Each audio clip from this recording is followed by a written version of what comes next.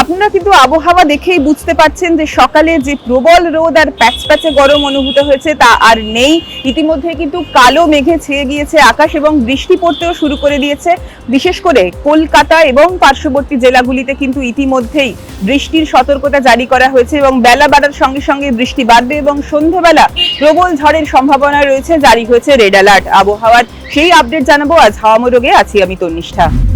আজ শুক্রবার এবং আগামীকাল শনিবার ঝড় বৃষ্টির লাল সতর্কতা জারি করা হয়েছে হাওয়া অফিসের তরফ থেকে।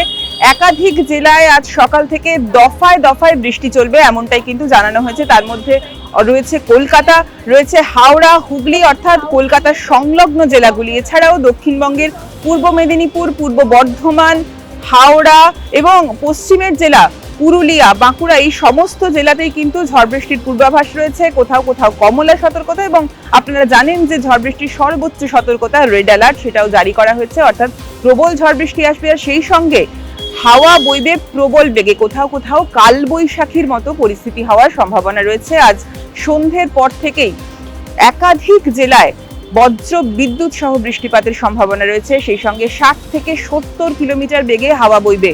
সমুদ্র উত্তাল হয়ে উঠবে এমনটাও কিন্তু জানাচ্ছেন আবহাওয়াবিদরা। বঙ্গোপসাগর সংলগ্ন যে এলাকা, বিশেষ করে পশ্চিমবঙ্গ এবং ওড়িশার উপকূল সংলগ্ন এলাকাগুলিতে সেই ঝড় বৃষ্টির প্রভাব কিন্তু অনেকটাই বেশি থাকবে, যার ফলে সমুদ্র উত্তাল থাকবে। এর জন্য আগামী 24 ঘন্টা মৎস্যজীবীদের সমুদ্রে যেতে নিষেধ করা হয়েছে।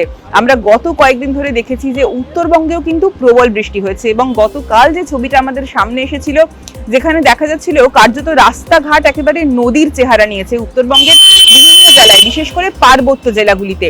সেই উত্তরবঙ্গের বৃষ্টি কিন্তু আজ এবং কালও চলবে, কিছুটা ধাপে ধাপে কমবে। দক্ষিণবঙ্গে যেভাবে বৃষ্টি বাড়বে উত্তরবঙ্গে কিন্তু তার উল্টো ছবি দেখা যাবে এমনটাই জানা যাচ্ছে। রিপোর্ট বলছে যে আগামী কাল থেকে এবং রবিবার থেকে আরো বৃষ্টির মাত্রা কমতে শুরু করবে উত্তরবঙ্গের জেলাগুলিতে। আজও মালদা এবং 2 দিনাজপুরে কোথাও কোথাও স্বল্প বৃষ্টির সম্ভাবনা রয়েছে। ঝোড়ো বাতাসও বইতে পারে, কালবৈশাখীর সম্ভাবনাও উড়িয়ে দিচ্ছেন না বিশেষজ্ঞরা। কিন্তু রবিবার থেকে উত্তরবঙ্গে আকাশ কার্যত পরিষ্কার হতে শুরু করবে এবং সেই সঙ্গে উত্তর থেকে দক্ষিণ সর্বত্রই কিন্তু আগামী 2-3 দিনের মধ্যেই ধাপে ধাপে বাড়তে পারে তাপমাত্রা। 3 দিনের মধ্যেই 2 থেকে 3 ডিগ্রি পর্যন্ত তাপমাত্রা বাড়তে পারে এমনটাই জানানো হচ্ছে। অর্থাৎ বর্ষা আসার আগেই প্রবল রোদ এবং আবারও সেই প্যাচপ্যাচে গরমের অভিজ্ঞতা হবে। কিন্তু তার আগে আপাতত 2-1 দিনের জন্য স্বস্তির খবর দিল হাওয়া অফিস। আবহাওয়ার সমস্ত আপডেট জানতে চোখ রাখুন TV9 বাংলা ডিজিটালে।